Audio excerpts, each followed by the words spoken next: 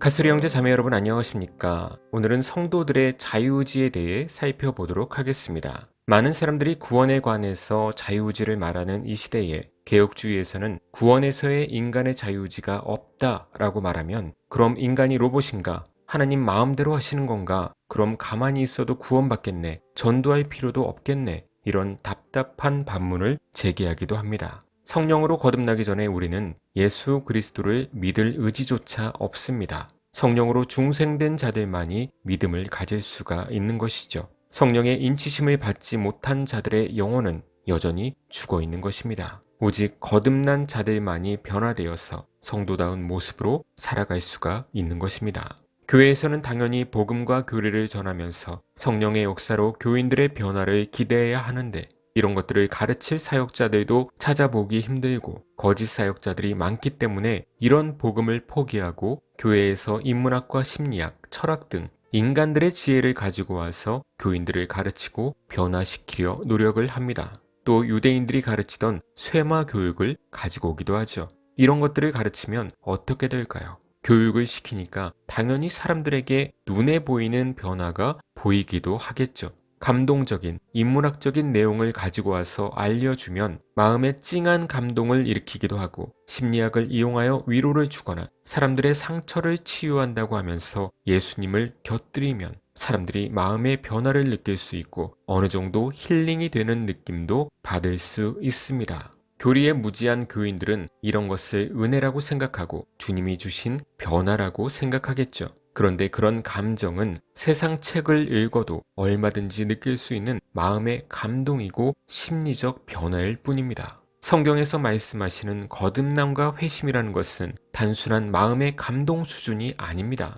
회심 앞에는 초자연적이라는 단어가 붙을 정도로 그것과는 비교가 안 될 정도의 내 인생이 뒤바뀌는 것입니다. 단순히 CCM을 들으며 눈물 흘리는 정도, 또 드라마 보면서 슬픈 감정을 느끼는 그런 정도의 수준이 회심에서 느끼는 심정이 아니라는 것이죠. 그것을 훨씬 뛰어넘은 전 인격적인 변화가 일어나는 것. 물론 개인마다 차이는 있지만 그 정도로 매우 큰 변화를 스스로도 감지할 수 있는 것이 회심이라는 것입니다. 인문학이나 심리학 등으로 변화를 시도하는 것은 영적인 변화가 아니라 육적인 변화일 뿐입니다. 영적인 자유의지가 살아나지 않은 상태에서도 인간의 한계 내에서 변화를 가져올 수 있도록 돕기 위해 인간의 지혜로 만들어낸 산물인 것이죠. 그래서 그런 것들도 분명 세상 살아가면서 도움이 돼 보이는 것들이 있죠. 삶의 지혜가 있을 수도 있죠. 그러나 그런 것이 하나님을 알고 구원에 이르도록 돕지는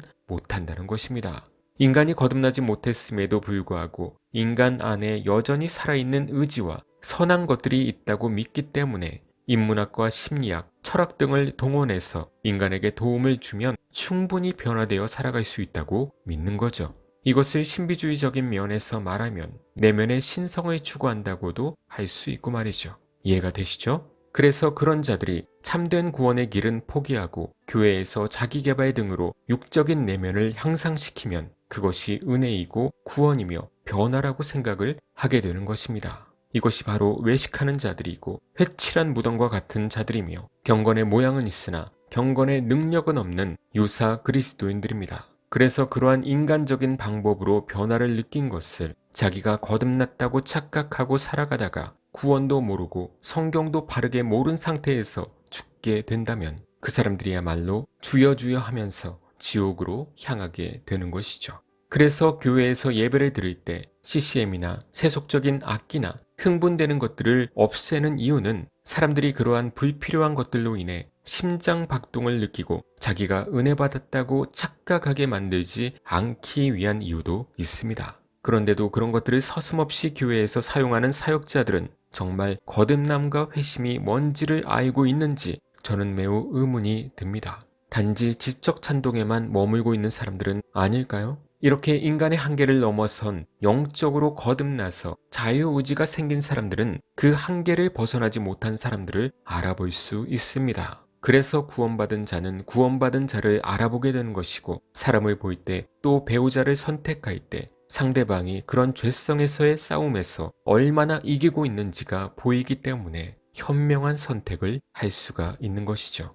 거듭났다는 것은 우리에게 새로운 의지가 생겼다는 거예요. 그 전에는 나의 의지로 주님을 찾지도 못하고 하나님의 말씀에 순종하고 싶은 마음도 없었는데 성령의 역사로 거듭난 후에는 이제 나의 의지가 주님께로 방향이 돌려진 상태라는 것입니다. 죄의 본성 상태에서 은혜의 상태로 바뀐 것이죠. 왜 죄의 본성 상태가 됐죠? 아담의 타락으로 인해서죠. 그리고 이제 우리는 어떤 상태로 되죠? 천국에서의 영화의 상태로 바뀌게 되죠. 이것을 신학 용어로 인간의 사중 상태라고 합니다.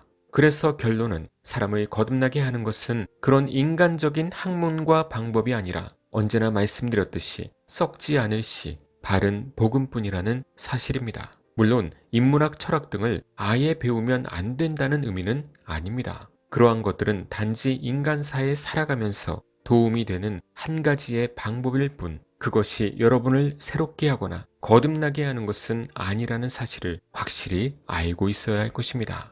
여러분은 성령으로 변화된 상태가 되셨습니까? 그것을 스스로 느끼고 확증해야 합니다. 그만큼 구원은 중요한 것이니까 말이죠.